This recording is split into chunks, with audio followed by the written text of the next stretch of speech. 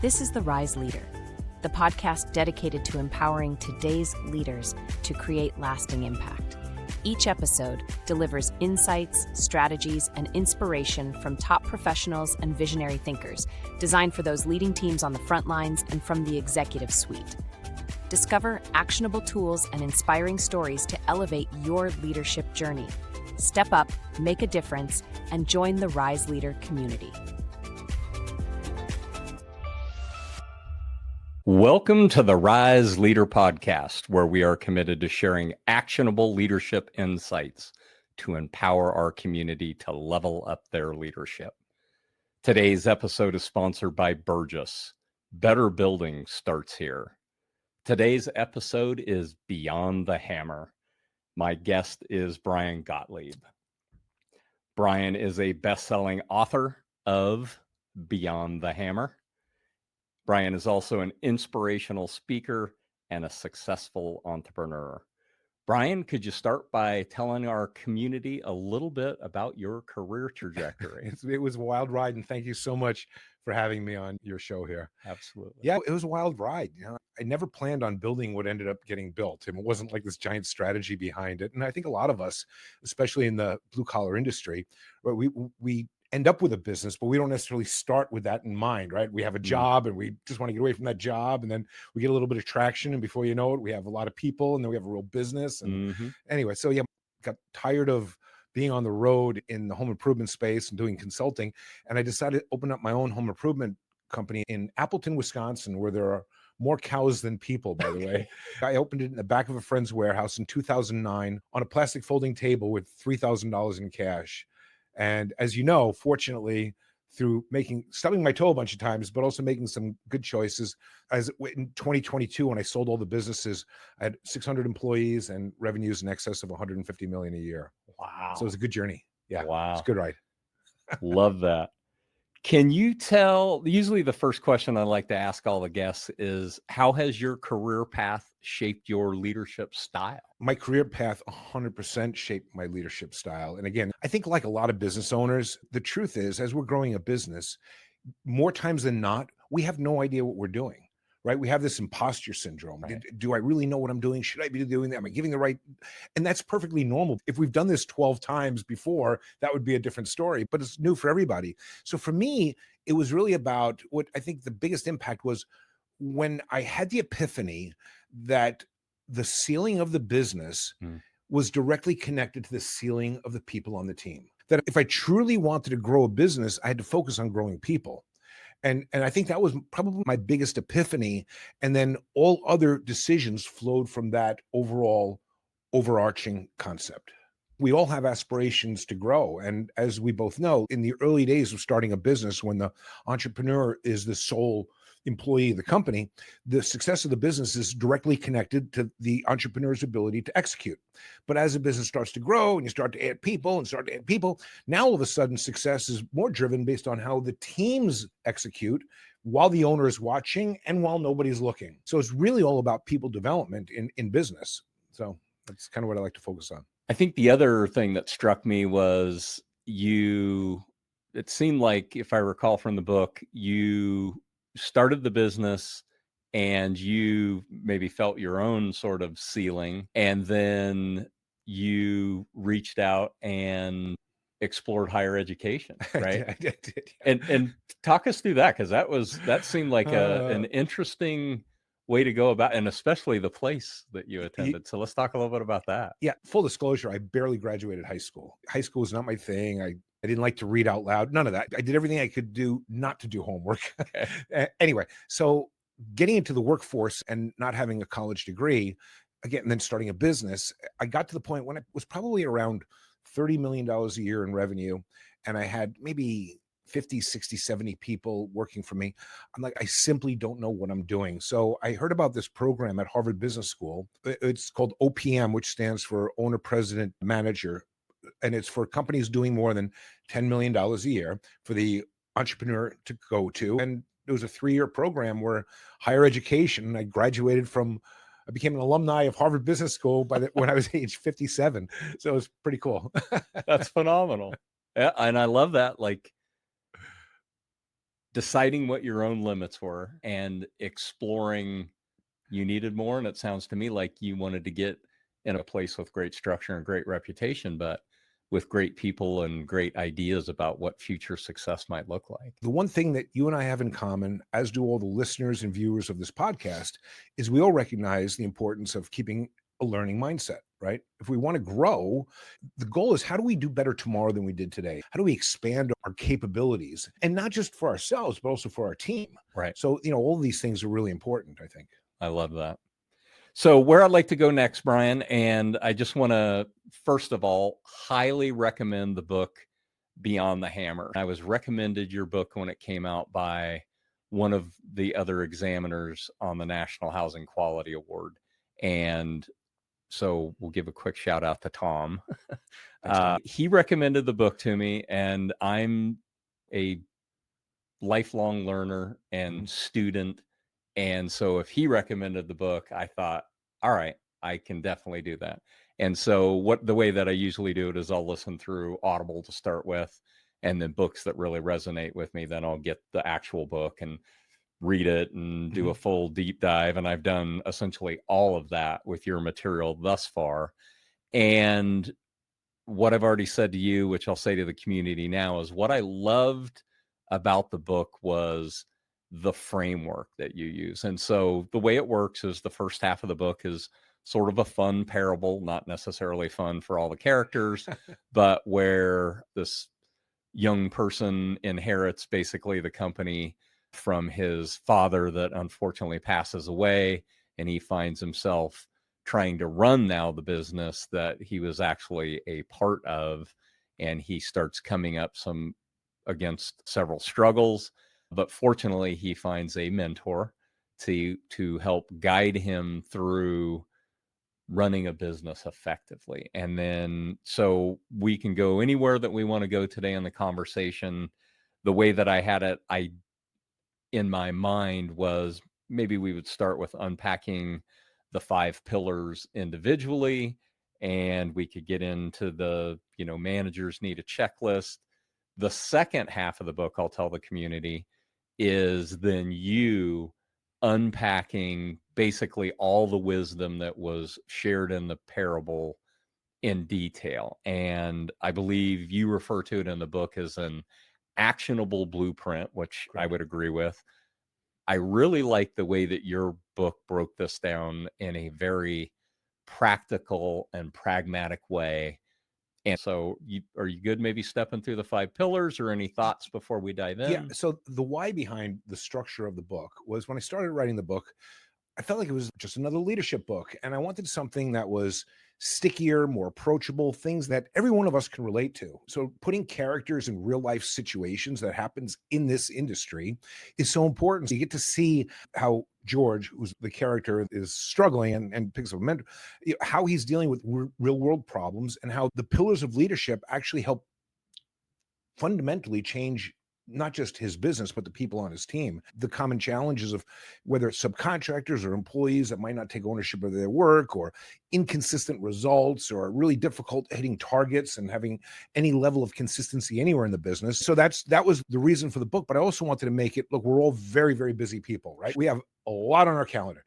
And how do I make it easy entry and exit points as well? So if somebody just wants to read a quick chapter or listen to a quick chapter and make it a good chapter, then they can just move on and come back into it. So yeah. Okay, well, let's get into the 5 pillars. Pillar number 1 is belief is transferable. So tell the community the spirit behind that. Yeah. Well, as we started off this conversation, when I mentioned that the lid of the business is directly connected to the lid of the people on the team, they're interwoven.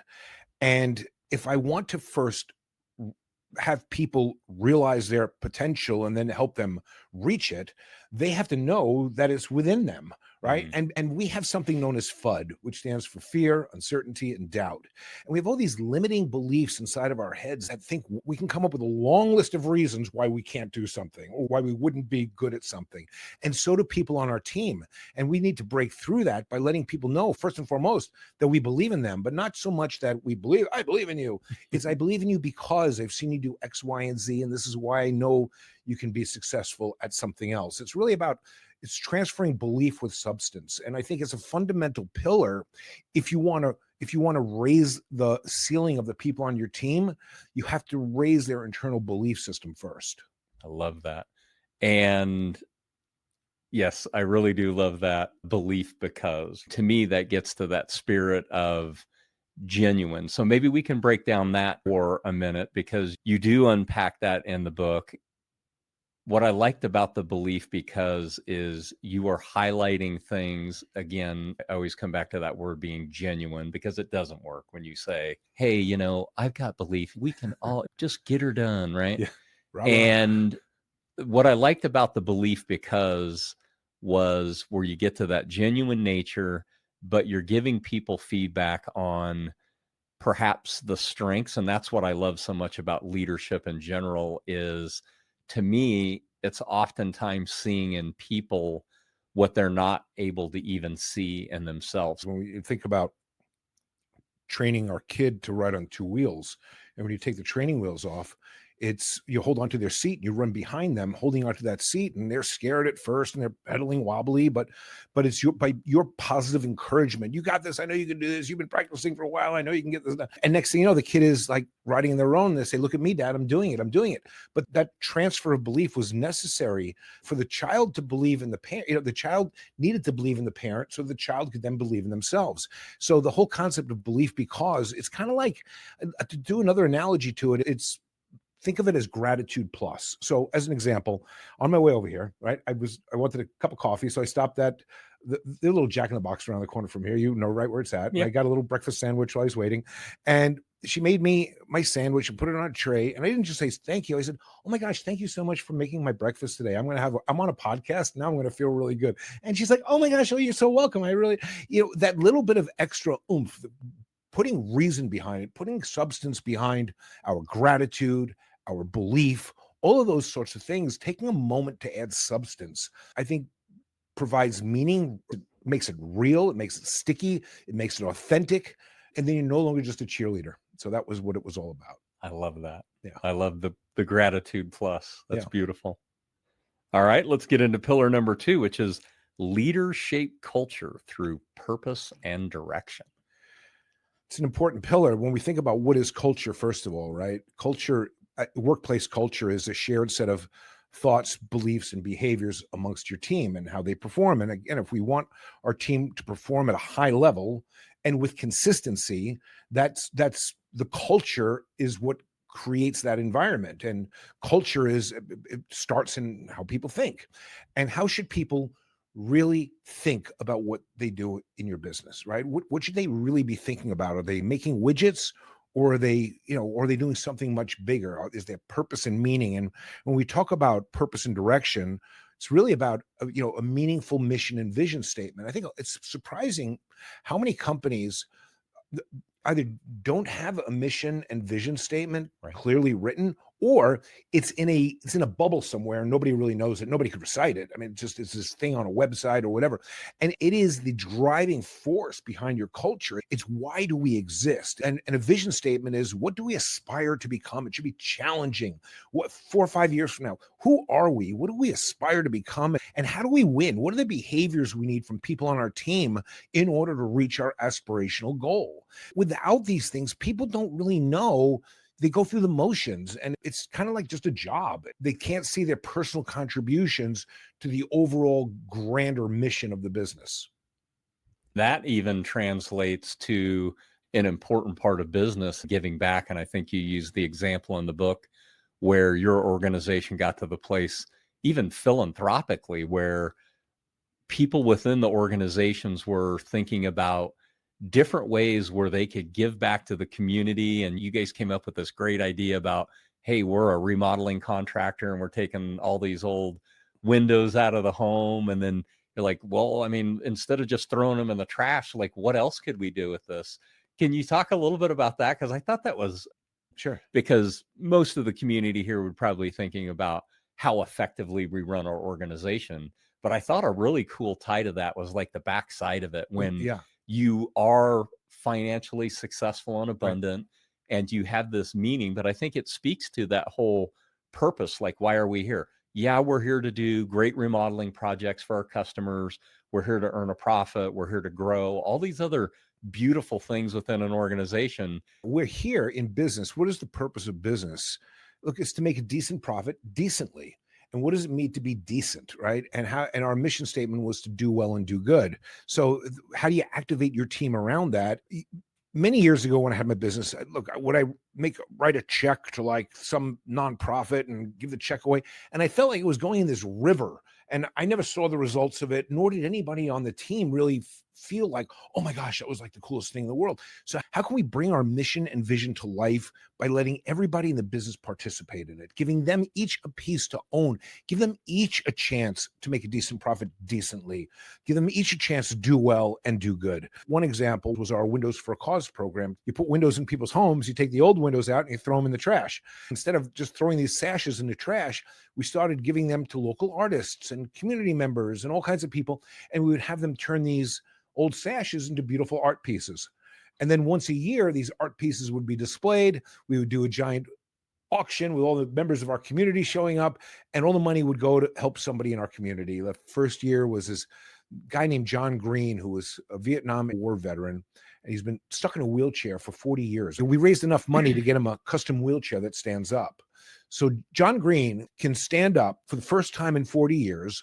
The installer knew what we were doing. The salespeople knew. The marketing, everybody had a piece in getting that piece of artwork on an auction board. And I think, those are kind of some cool things, that it's not always about writing a check. It's about activating your team around something that is purposeful, regardless of the complexity. I mean, the Windows for a Cause, there's a lot of complexity to it, but there are simpler things to do too. It could be, knocking on some random person's door and redoing maybe their handicap ramp inside of their house. That.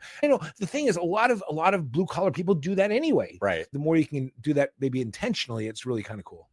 Great example of the power of purpose. Right. I love that. Next up on the list is number 3, which is leaders are aware of the echo of their own voice. Yeah, it's actually one of my favorite pillars personally. Okay. People inside of a business are going to determine what type of day they're going to have based on the type of day that the leader is having. If the leader seems stressed out, people are going to be afraid to go to the leader about anything. But there's so many different types of echoes, which is why I really enjoy it as a fundamental pillar. As an example, the echo of just being present, right? We're on a podcast. Imagine if I got to check my phone and start texting somebody right now. You'd be like, Brian, we're on a podcast here. What are we doing? I would never consider doing that. Yet we do that all the time when we're in one-on-one conversations with somebody or in a meeting. We get distracted so easily in life. So, the echo of staying present. There's also the echo of being customer centric. Now, Jeff, you and I have a big conversation. Everybody says they're customer centric. We have a customer centric company. And yet, when you go into the meetings that are behind closed doors inside of organizations, the things that are getting talked about is like labor cost and material cost and all these different things, and all these KPIs and transactional things. But how often do we talk about the happy customer? When's the last time we talked about what are we bringing a happy customer into every single meeting that we have? Truly, if we're customer centric, we're going to want to bring that story. And whose responsibility is it to go out and get that story? There was a time in my business where I got so busy, I didn't have time. The only customers I could talk about were the pissed off ones, right, or the only customers I could visit were the upset ones. I got so busy that I didn't have time to visit happy customers. And I realized, if I don't have time to visit my happy customers, what kind of leader am I for the business? Right. So I think when we realize that the echo of being present, the echo of being customer centric, the echo of empowerment and not micromanagement. I mean, and it all starts with us. It's not about us, but it starts with us. So a lot of mindset there and transferring, right? So it's also interesting to me how sometimes the pillars work together. Look here, this is the echo that's going to want to make the hair on your neck stand up.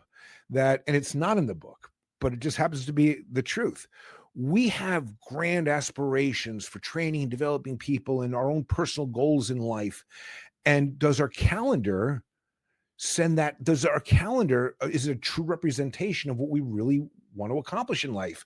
Our calendar exposes all of our lies. Our Right. calendar tells us what we're saying is important over the next 3 weeks or 4 weeks or 5 weeks. Forget about what we think is important. Right. If we're not intentional and we don't take the time to focus on our health and our nutrition and our sleep and all these other fundamental things in life that make the you work well, That's right. how does all of that work? Look, Okay, let's get into number 4, which is leaders model their business as a training organization. when I started my business, if you had asked me what we were, I would have said, well, we're a construction company or plastic folding table, swinging a hammer. If some years later, when I had about, I would say 15 salespeople, I would have said, well, we're a sales and marketing company that happens to be in home improvements. Might have been a little arrogant when I said it too. But look, it's not what allowed us to grow. To get to 600 people and more than 100 sales reps work for me. We were a training organization. And as long as I've been in this industry, and you too, there's a labor shortage. And guess what? There's Right. going to be another labor shortage. And next year, there's going to be a labor shortage. And anything in our business, do we choose to be held hostage by rules that we've created in our own mind? Or do we just simply change the rules? And when we become a training organization, we're free from all those restrictions, and we can then become limitless because we can develop systems and processes and training. But I will share with you that in order to be a great training organization, you have to realize that if it's not written down, it doesn't exist. Inside of your business, if it's not written down, it doesn't exist. Now, there's a lot of talk about, I know I got to document my systems and processes. And where do I start? I'm going to give a couple of nuggets on this, right? Okay. The first nugget is that first before you think about your process, think about your business discipline. What are your business disciplines? By example, one of our business disciplines is the lead is sacred. That's a business discipline, that the lead is sacred. Now, what type of processes do I need to ensure that lead is being treated sacredly? And then what type of training modules do I need to teach the process? And then what type of people do I need to run those systems, right? Another example is one of our disciplines was when a job is finished, we get paid in full that day. That was one of the disciplines in our home improvement business. Okay, that's a major discipline. There's a lot we got to get right in the organization in order to hit that discipline. But I think it really helps if we start with disciplines, but then also if you could lay out if you take one of the walls and just on your wall, lay a big long line on the far left side of the line. This is where we got the lead, where the lead came in. And the far right side is now we're done and paid. And you think about all the interactions that somebody on your team has with the customer, or somebody on your team has with somebody else on your team in another department or area. Anytime there's an interaction between human beings, there's an opportunity for friction. And friction is a great place to start documenting your processes. What do you want that particular friction point to look like? It's a great way to start documentation. Start with what you don't want, take that apart, outline what you do want, or what I call what does winning look like. Yep. And document. Yeah, and train. Yeah, correct. It's what is that desired outcome between that exchange? Document the desired outcome and then the process that goes with it. Love that. Love that. Okay, so pillar number 5, managers need a checklist. I speak at conferences all over the country. I'm speaking at one next week, and the first question I ask is, what is the difference between a manager and a leader? And I hear all kinds of stuff. I hear, managers tell you what to do, leaders show you what to do, and all kinds of stuff. And it's not like they're two separate people. It's the same person. Right. Sometimes being a leader and sometimes being a manager. Sometimes the leader is driving change in human behavior. Leadership is about navigating the day-to-day complexities of the business. But the truth is, in most organizations, we put managers in a role out of necessity.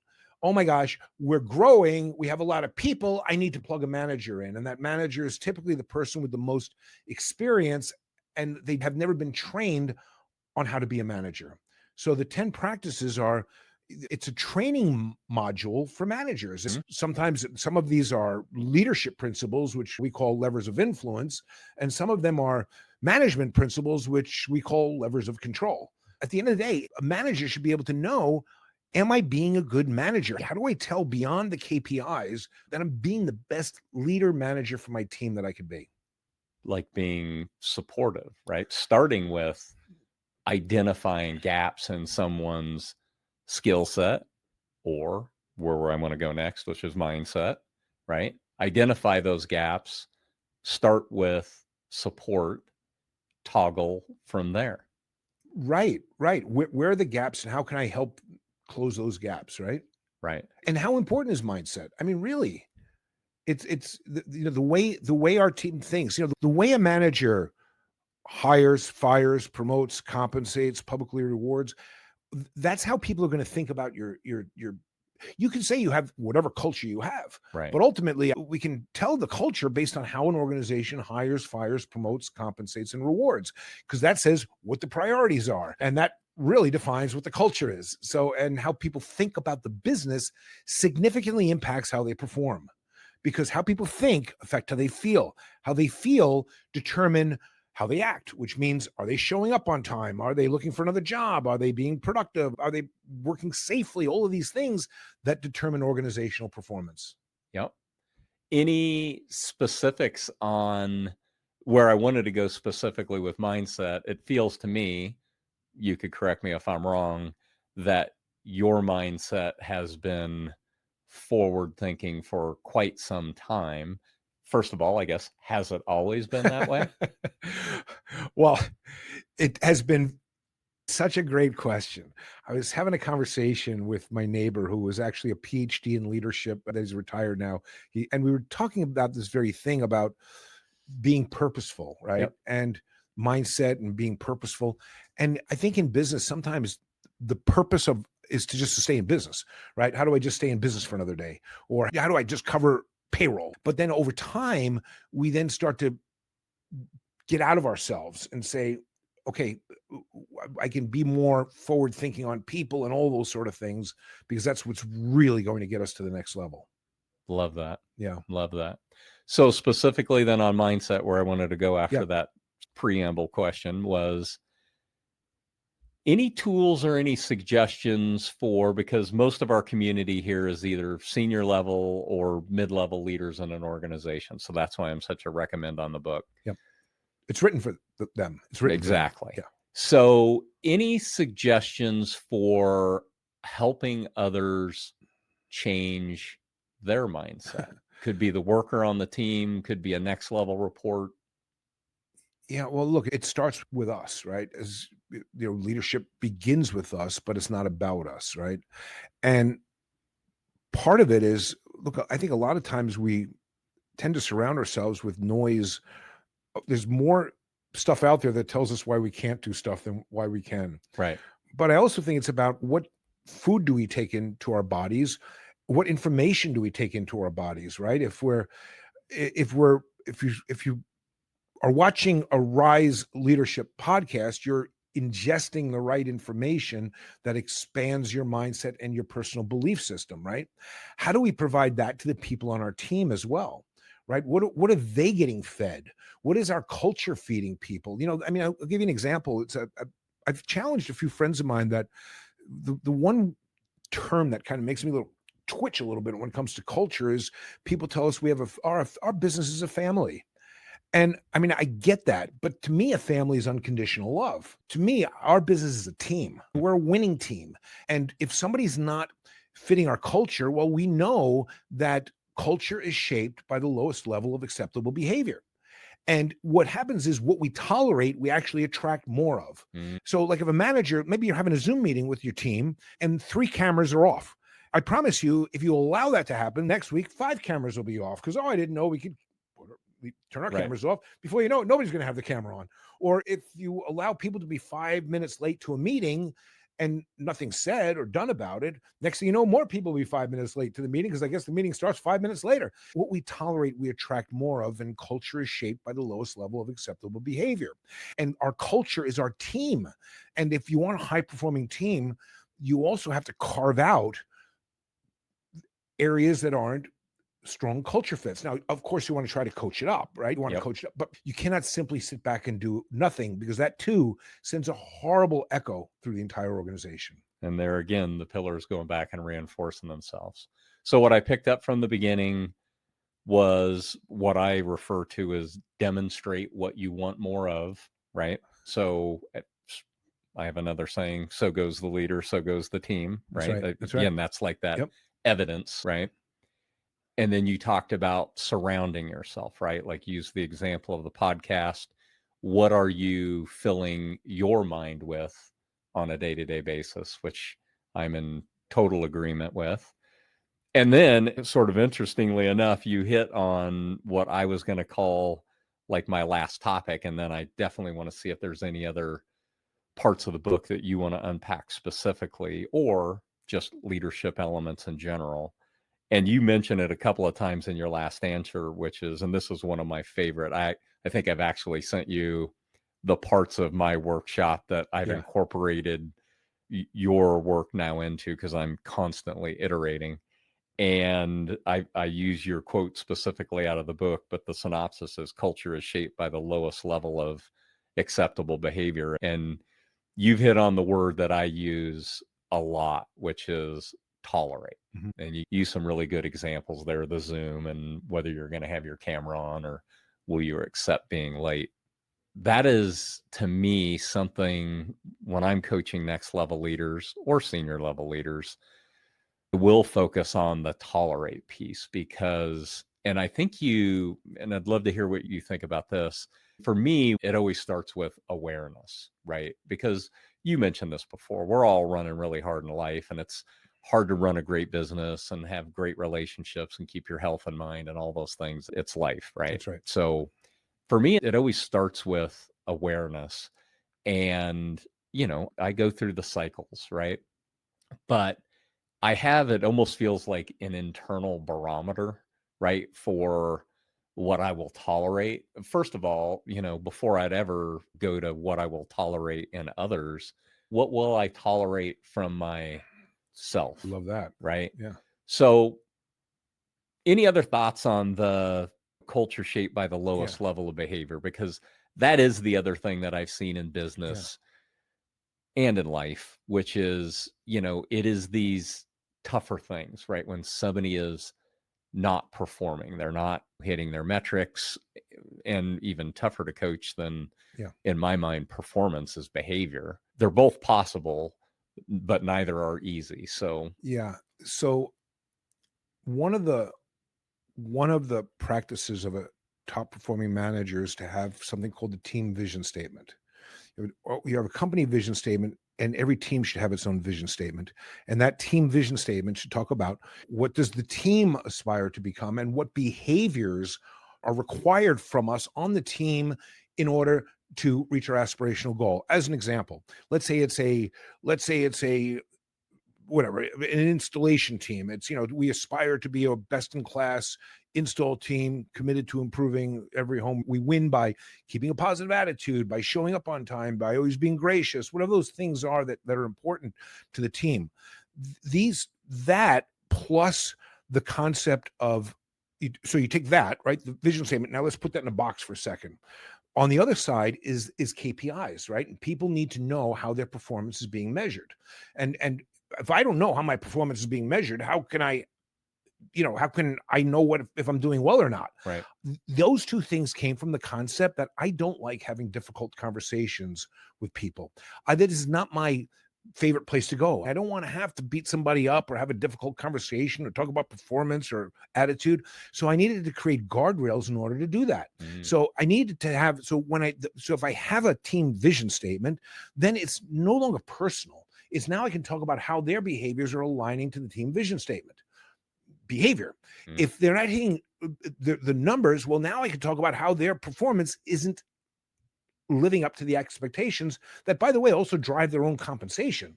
So it affects their compensation too. So these become coaching sessions.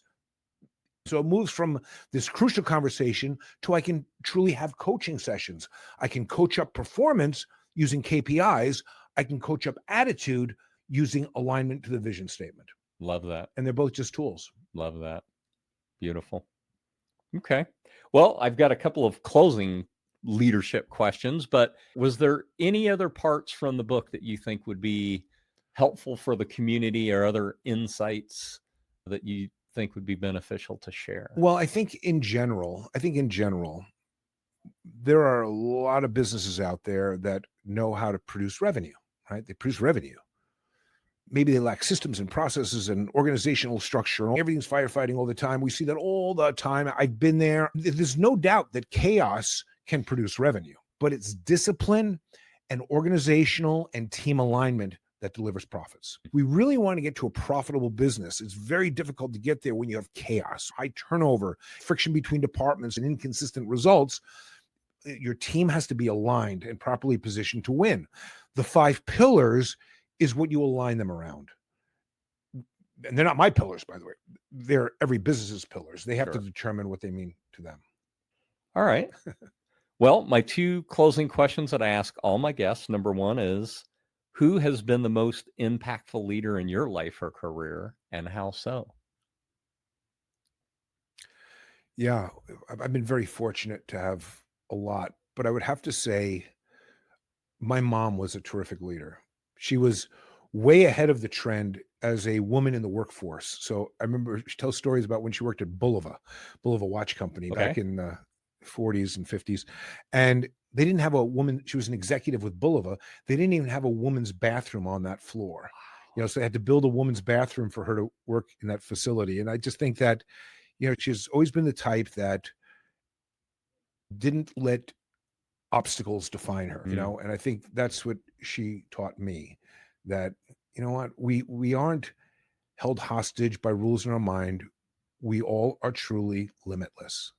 I love that. Yeah. That is beautiful. I didn't think of this question until you were just answering that one, which is, and I don't think I asked you this when we got together for coffee, but was there an actual Marty Gold in your life? Was there that actual mentor person that played out, or is that just part of the storyline? Well, when you see Marty gives a tour of his office, that was actually a wink to anybody that worked with me. That was my office. Okay. So anybody that's been through my facility, that whole tour of his facility was my facility. The truth is, I lived in both characters. Both sides. It's almost like, what if we had a big conversation with our younger self and older self, right? and they were on a story together and each other's mentor, what it would look like. Well, we've talked about a ton of actionable leadership ideas from your book, but the closing question, this will give you a chance to take a stab at an additional leadership action or reinforce one that we've already talked about. But I usually ask, what is the best actionable leadership lesson that you have learned in life or your career, and could you share that with the community? Yeah. So the best actionable thing is this, that we want to encourage decision making, right? We want to encourage, if we choose to empower people, we have to encourage decision making, right? And in that process, you as a leader have to be decisive. You have to make decisions, and you're going to make a lot of decisions. And guess what? It's okay to be wrong. Just don't be wrong for long. Right. And I think, to me, understanding how not to be wrong for long is as important as every other positive leadership principle that there is. Go ahead, make that decision. But I will share with you my son, who's 34 years old. And when I sold one of my businesses, was a company called Renewal by Andersen Windows. And I sold it to my executive leadership team, one of which is my son. He tells everybody his three hard no's are the 3 things he won't accept is negativity, disrespect, inaction. And I just love everything about that. 3. All right. Well, I'm going to close just as I started, which is a highly recommend on Beyond the Hammer by Brian Gottlieb. I hope the community has picked up on Brian's, and I'm sure they have, your level of enthusiasm for what you've taken away from building great businesses and great teams, the way that you're using that now with workshops. And I feel like that is the spirit. And you sort of alluded to that before, of why you wrote this book. I think that the opportunity for all leaders, right, is when you go all in on the notion that we build a business by building people, you, like I, will realize that the 2 most important days of our lives are the day that we're born and the day we finally figure out why. I love that. And so you can go to Amazon and get Brian's book, either the audio version or the actual hard copy. You could also find Brian on his website, which is Brian, BrianGottlier, LIEB. BrianGottlieb.com Yep. to find more information. Brian, thank you so much Oh my for gosh, thank sitting you. down with me and sharing your wisdom with the community. Well, thanks for all you do. You're all in on making a positive impact in this community, in this industry, the industry that's done so much for both you and me. So Yes. thank you so much for all you do. Absolutely. So thank you to our sponsor again, Burgess.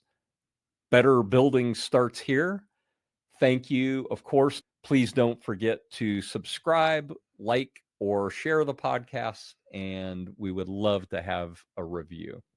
Until next time, thank you. That's it for this episode of The Rise Leader. Thanks for joining us today. To connect further, visit riseleadershipaz.com, where you can find show notes, resources, and more episodes. You can also find The Rise Leader on Spotify, Apple Podcast, and YouTube. Don't forget to subscribe, rate, and review the show.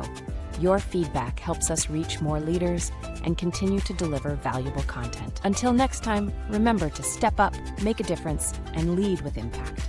This is The Rise Leader, signing off.